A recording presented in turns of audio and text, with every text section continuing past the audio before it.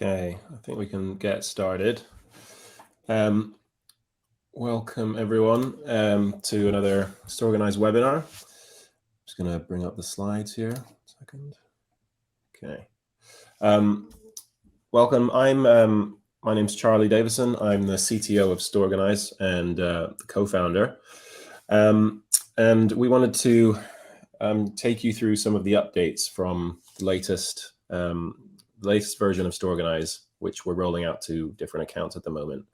So if you don't have the update yet, hold tight, and within 1 or 2 weeks, you should see it up here on your account. We're going to have a short Q&A at the end, so if you have any questions, post them in the chat, and we can go over them. But let's get started, shall we? One of the main things from this release is the built-in marketing websites. Now, before, we provided marketing websites as an option, but they've never been like a fully supported feature. They were individually tailored for each customer, and the templates were starting to look a little outdated. But now we've started building in the website editor right into Storeganise. So I wanted to take you through some of that, a sample, creating a sample website for our business, our fake brand Space Up. I'm going to share my screen now. Let's see.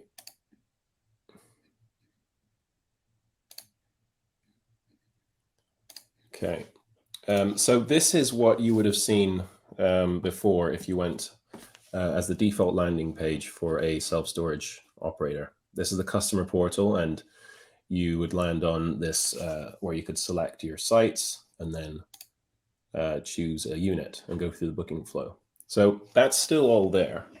What we've added is the ability to have a marketing pages come up at the root. So if I go to this, this is the home page that can now be included, right? So what you can do is you can create all kinds of pages. This is like a traditional kind of landing page where we've got a hero and features section. We've got a dynamic list of sites. So this information is pulled from your existing account. So if you've set up your sites in the Storeganise admin portal, then you can include them here automatically. When you update certain parts when you update the details and so on, they'll get updated here automatically. So you don't need to copy and paste or keep things in sync. We can also add buttons and calls to action, and we also support the ability to create any other kind of pages, like landing pages and even blog pages. So why don't we go through? So for example, here we've got our main homepage, and then we can have separate landing pages for different types of storage solutions, like valet storage or pod or mobile storage, right? And then the user can still log in and go to their account, view their units as before, right? But for now, let's go back to the marketing page. And I'm going to try and show you a bit of how it works from the admin portal. So let's say I want to update this page a little bit. I think this image could be improved, and I want to update this title here. So I'm going to go into the admin portal. So you'll log in here as a manager, and then go to the main settings and to this new website section. So these are the pages that have been set up for this business. The top one is the home page. So I'm going to click into that. And you can see that this kind of matches up to what's on the customer portal here, right? So for example, let's make a few changes here. I want to change that background image. So I'm going to click Add Image. And then I've got a couple of images that I've saved before. You won't be able to see me. I'm selecting an image now, which won't appear on the screen share, but you'll now be able to see we've changed the background image here. And I'm going to change this text here. So I'm going to say self-storage in Las Vegas, for example. This example brand is all the sites are in Las Vegas and fake locations. So let's stick with that. Now, if I go back to the page right now and I reload, it's going to stay the same, right? Because I haven't saved my changes. So you can make a bunch of changes here, preview them, and then when you're ready, click save at the bottom. And now if I reload again, we'll see that it's changed, right? So it's very easy to add and update content. I'm going to show you an example of how we change this. Let's change one of these links here, pod storage. Let's change that to mobile storage, which is another term. So I'm going to click on that link up here. The header here is shared between all your pages, as is the footer. So I'm going to click on pod storage there. And I can then just change that. Save. And again, let's go save the page. Now if I reload, you can see it's changed there. So I can click through and go to the mobile storage page. So again, we've got different components. You can reorder, move things around. So for example, let's add another page. So for example, let's say I want to add a terms and conditions. In the interest of time, let's do a simple page, right? So I want to put in a link to terms and conditions. I'm going to call the page /terms. So I'm going to save that. Now I can see when I reload the page, I can see that link appearing here. Now I haven't set up that page yet. So I'm going to go back to the website here. This is the list of pages, remember. I'm going to click plus, terms and conditions. That's the title of the page. And then the slug gets auto-generated. That's the path that appears in the address bar. I'm going to shorten that to terms, which is what I used before. Create the page. And now here, because the header and footer are shared, they're pre-populated here, but this page doesn't have any content yet. So I'm going to just add a block. And the blocks are the different parts of a page which you can choose from. So I can choose from any of these. We've got what we call heroes, which are attention-grabbing blocks that usually go at the top of the page. We've got the list of sites here, which is the one I mentioned earlier on. That's the pre-generated one. It includes all the details from the sites you've got. We can make a blog list, for example, or add a features list. But let's just go for this. Let's go for a simple title here. Put terms and conditions. And then I'm going to put in a simple text block here. So I've got some fake text here. I'm going to copy and paste, and put simple terms. Okay. Now I need to just click save again. And now if I click the terms and conditions link, I can see this page. So very easy, very quick to set up pages and to update content. So you can create blog posts, you could create landing pages that are, for example, landing pages are really useful for marketing, or for if you're advertising keywords on Google, for example, or you're creating specific campaigns. You can create a landing page specifically for those keywords or that type of business that you're providing.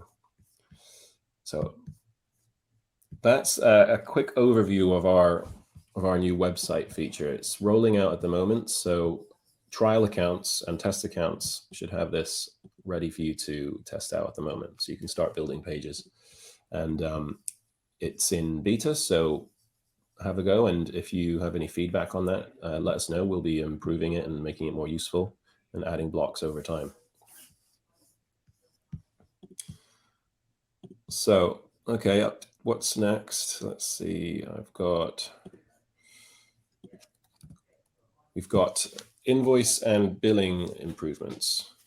So there's a few here. I'm going to go through quickly. So first up, and quite a useful one, is being able to see the unpaid balance on a unit. So I'm going to just share my screen again. And, oh, sorry.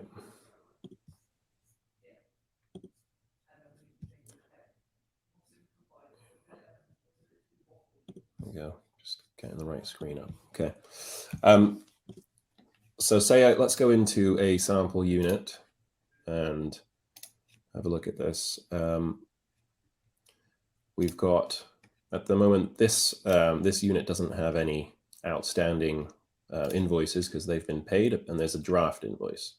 So if I go to, but if I send this invoice, sorry, I'll go back here. Sending it makes it kind of available to the customer. So now I can see that there's an outstanding amount of 100. So that unpaid invoice, you can tell that there's an unpaid amount here. If I go into, as a customer, one of the other new additions is the ability to pay invoices and download them as PDF from here. So I can log into my account. This is the customer portal. Go to the invoices section, and I can see here that I've got one unpaid. So clicking in, I can then click to make a payment, or I can download that as a PDF. This is something you've been able to do from the customer portal, from the admin portal for a while, but not from the customer portal before. So that ties into another feature which I want to go over, which is the prepayments and discounts. So in this situation, I'm going to, let's say, before we could collect prepayments. So say you want to charge a customer for 3 months, 6 months in advance. Usually you'll do that in exchange for a discount, because it's obviously better to get the cash flow in first. So let's simulate how this was before. I'm going to set this invoice to draft again. Before, you used to be able to collect prepayments from this main menu. You can still do that from here. One of the main changes is that you can add it to an existing invoice. So if someone's prepaid for 6 months and then their prepayments run out, suddenly they receive an invoice, this is a good chance to kind of try and upsell them to another 6 months in exchange for a discount, maybe 12 months. So we can do this on, when they receive the invoice, they might get in touch. You might say, okay, well, you need to pay this invoice, but if you pay 6 months at once, then we'll give you a discount. So you can go into the invoice, click the plus button here, and then click collect prepayment. Select the amount that you want to charge. So for example, let's say 6 months in exchange for 50% off the first month. So I'm going to add the prepayment here, and you can see I've collected 6 months here. So that's going to collect that amount, and there's the discount here. So let's again send this to the customer. They can go to their invoices. Here's the amount, and then here's the built-in button, so they can pay it straight from here. If you've got automatic billing set up, then when the invoice comes through, you can have it automatically charge the customer, and you can also charge them from here. So charge customer. Let's click on this customer portal here, make payment. And now the invoice is paid. Again, they can download the PDF if they want to. And we can see here, this has been updated. We've got the payment details.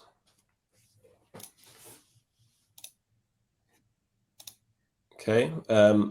let's go over the last main bit that I want to go over today is the improved site onboarding flow. So in this example, we've got 4 sites that are being shown, one which is being tested, being set up. And if I go into book a unit here, I can see the 4 visible sites. So what we're trying to do is just make it easier and guide you through the flow of getting set up with Storeganise. Obviously, this is an ongoing thing, and we're always improving the product. And this is, so I'm just going to show you what happens if you create a new site. So let's say we're going to create a site for Henderson. That's the location. We can click create, and now we've got a new site. That's not visible yet because we haven't published it.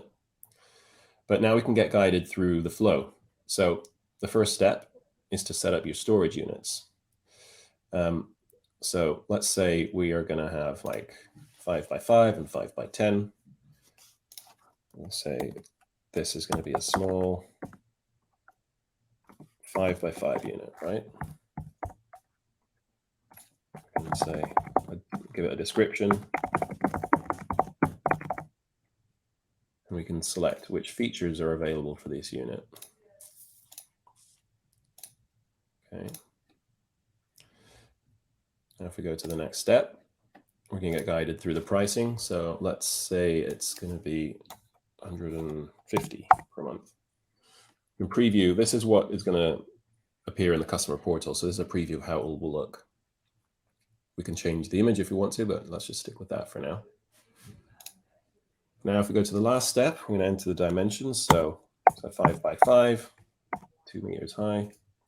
Let's say that's we're creating these units on the first floor.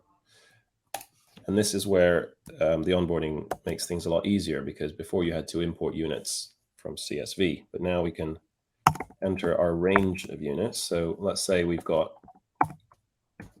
A01 to A10. I can enter the range here. We can see a preview of what's going to be created. So these are the unit names that will be created.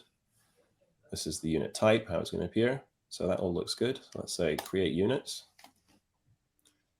And we can see the first step has been completed here. So if I open this, you can see we've created this unit type.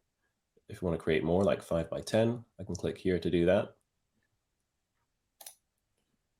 But let's move on to the next step. So for example, the next step is to add your units to the sitemap. This is, at the moment, sitemap will be empty because I haven't added them. So we'll go edit. I'm going to click some of these units, and I can just drag and drop them to position them. I'm going to do it roughly for now.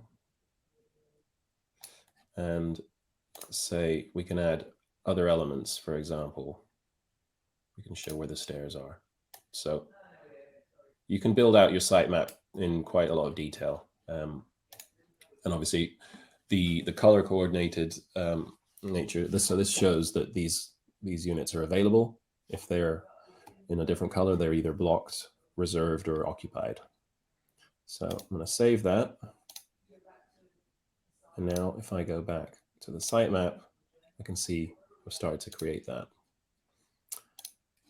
So this is a partly completed step. So because we haven't added all the units yet, but let's see what happens next. We can add products and services.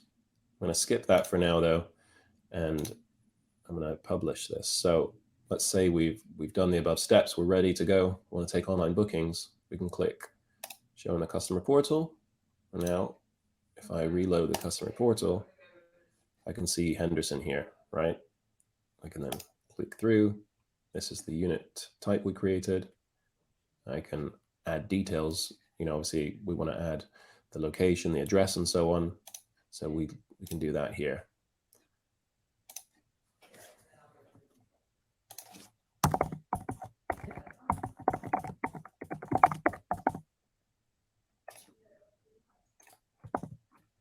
So you can see the details appearing. And then the customer can go through the booking flow as usual. If we wanted to change something, then we can click hide, and then that's not going to be bookable anymore. So that's a quick rundown of the new features that I wanted to go through.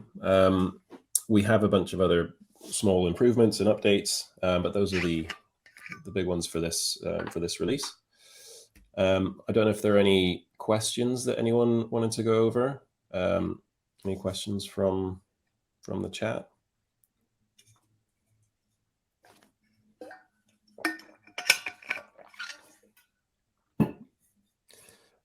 Someone's asked if this is available now. This is available now on your trial and test accounts. So usually you'll have, when you sign up, you'll have business name -test.storeganise.com. It should be available on those instances so you can test out the website creator and all of these new features. It will be rolling out to production accounts over the next 2 weeks. So this week and next week.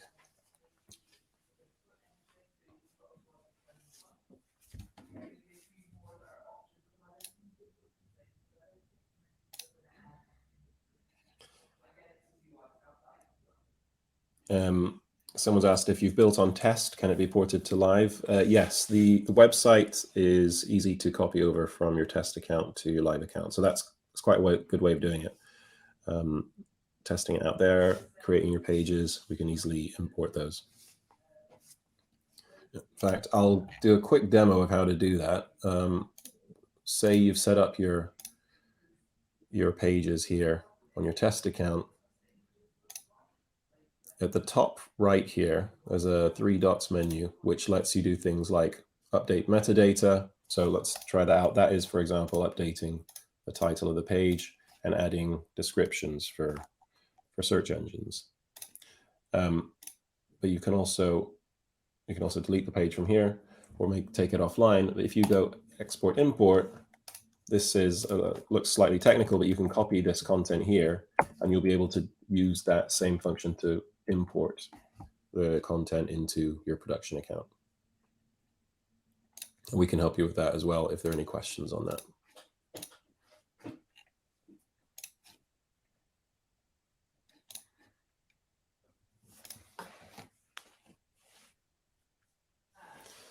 Okay, so I don't think there are any more questions right now. So I hope that was helpful. A recording of this will go out to everyone who's subscribed.